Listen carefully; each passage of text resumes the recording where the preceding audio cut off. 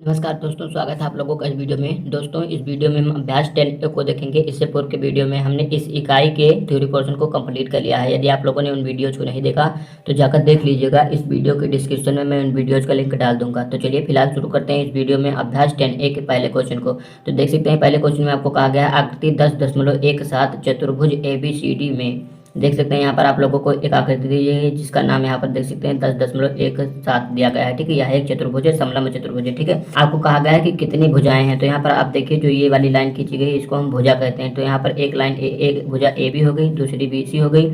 तो 1 2 3 4, तो यहाँ पर आप लिख दीजिएगा कि इसमें 4 भुजाएं हैं। ठीक है, दूसरे में कहा गया है कितने अंतः कोण यानी अंदर बनने वाले कोण। एक कोण ये हो गया, दूसरा ये हो गया, तीसरा ये कोण हो जाएगा, चौथा ये कोण हो जाएगा। तो यहाँ पर आप देख सकते हैं लिख दीजिएगा कि 4 कोण है। ठीक है, तो यहाँ पर आप 4 कोण लिख दीजिएगा, वहाँ पर 4 भुजाएं हो जाएंगी। अब देखिए आगे कहा गया है सम्मुख कोण के कितने युग्म हैं। तो यहाँ पर देख सकते हैं इसका सम्मुख कोण B होगा, इसका सम्मुख कोण C होगा। ठीक है, तो कितने जोड़े हैं?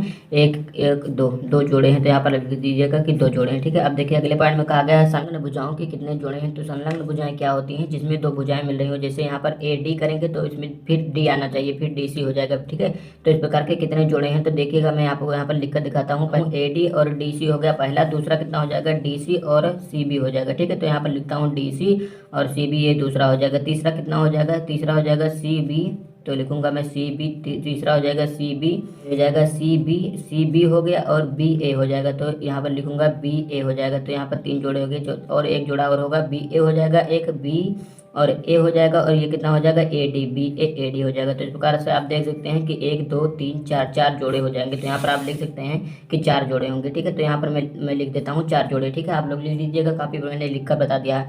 वो कितने विकर्ण होंगे तो यहाँ पर आप देखिए कितने विकर्ण होंगे। विकर्ण मतलब आमने सामने की भुजाएं मिला दीजिए। तो इस प्रकार से आप मिलाएंगे तो आप लोगों को यहाँ पर मिल जाएंगे 2 विकर्ण। ठीक है, अब देखिए F वाले में क्या कहा गया है? AB और BC और CD और DA में कोई विकर्ण है। तो यहाँ पर आप देख सकते हैं ये सब भुजाएं हैं, विकर्ण नहीं है। तो यहाँ पर आप लिख सकते हैं कि नहीं, ये विकर्ण नहीं है, यह भुजाएं हैं। कितने शीर्ष हैं? तो शीर्ष इसी को कहते हैं। तो 1 2 3 4, तो यहाँ पर आप लिख दीजिएगा कि 4 शीर्ष हैं। ठीक है, तो एक शीर्ष क्या हो जाएगा? A, दूसरा B, तीसरा C और चौथा D हो जाएगा। तो 4 शीर्ष हैं। अब चलिए चलते हैं दूसरे क्वेश्चन पर। तो दूसरे क्वेश्चन में आपको कहा गया है प्रयुक्त आकृति 10.17 यानी इसी आकृति के आधार पर अपनी अभ्यास पुस्तिका में रिक्त स्थानों की पूर्ति कीजिए। यहाँ पर भी आप लोगों को रिक्त स्थानों की पूर्ति करना है और आप लोगों को अपनी अभ्यास पुस्तिका में इसे करना है। ठीक है, मैं आप लोगों को यहीं पर फुलफिल करके दिखा दूंगा, आप लोग अपनी अभ्यास पुस्तिका में कीजिएगा। देखिए पहले में आपको कहा गया है क्यू डॉट डॉट डॉट क्षेत्र में स्थित है। तो क्यू देख सकते हैं, यहाँ पर आपको चित्र भी देखना पड़ेगा। तो चित्र में देखिए क्यू कहाँ है? अंतः क्षेत्र में स्थित है। तो यहाँ पर आप भर दीजिएगा कि अंतः,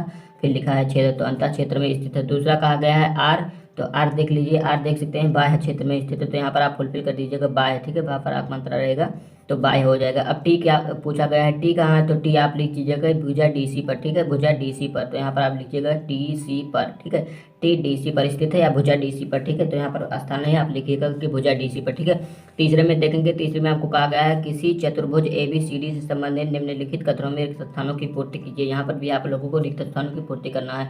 आपको कहा गया है 2 डॉट डॉट डॉट शीर्षों को मिलाने से विकर्ण बनता है। तो किन शीर्षों को मिलाएंगे? 2 सम्मुख। यहाँ पर आप लिखिएगा कि सम्मुख शीर्षों को मिलाने से विकर्ण का निर्माण होता है। अब देखिए आगे कहा गया है शीर्ष A, यहाँ पर आपको इसी चीज को देखना पड़ेगा। शीर्ष A और शीर्ष C को मिलाने से एक विकर्ण बनता है। ठीक है, शीर्ष A और शीर्ष किसको मिलाते हैं? शीर्ष A और शीर्ष C उसके सम्मुख है, तो शीर्ष C को मिलाएंगे तो एक विकर्ण बनेगा। अब शीर्ष D और किसको मिलाएंगे? तो शीर्ष D और B को मिलाना पड़ेगा। ठीक है, आप लोग चित्र में देखते चलिए, यहाँ पर देखिएगा D को और B को मिलाएंगे तो एक विकर्ण आप लोगों को मिल जाएगा। ठीक है, इसी प्रकार चौथे में देखेंगे कि चतुर्भुज का एक विकर्ण इसे 2 त्रिभुजों में विभाजित करता है। आप देखिएगा कि इसके विकर्ण है, इसका एक विकर्ण यदि खींचेंगे तो आप लोगों को एक त्रिभुज ये 2 त्रिभुजों में विभक्त करता हुआ मिलेगा। तो यहाँ पर मैंने वही भर दिया कि 2 त्रिभुज में विभक्त करेगा। ठीक है, अब चलते हैं अगले क्वेश्चन पर। ठीक है, यहाँ पर आपको डी दिया गया था तो इसके सम्मुख क्या होगा? बी होगा। ठीक है, अब चलते हैं अगले पर कि आपको चौथे में कहा गया अपनी अभ्यास पुस्तिका में रिक्त स्थानों की पूर्ति कीजिए। अभ्यास पुस्तिका में उतारकर इसको रिक्त स्थान भरना है। ठीक है, देखिए कहा गया समचतुर्भुज की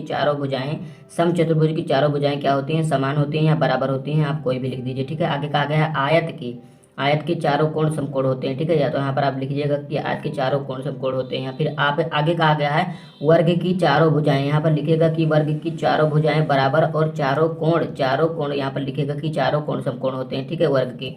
आगे कहा गया है समलंब चतुर्भुज की सम्मुख भुजाओं का एक युग्म समांतर होता है सम्मुख भुजाओं का। तो यहाँ पर आप लिखेंगे सम्मुख भुजाओं का आमने सामने का, ठीक है। तो इस प्रकार आप लोगों की एक्सरसाइज 10A कंप्लीट होती है। अगर वीडियो आपको अच्छा लगा तो वीडियो को लाइक शेयर और चैनल को सब्सक्राइब करना ना भूलिएगा। धन्यवाद, मिलते हैं अगली वीडियो में।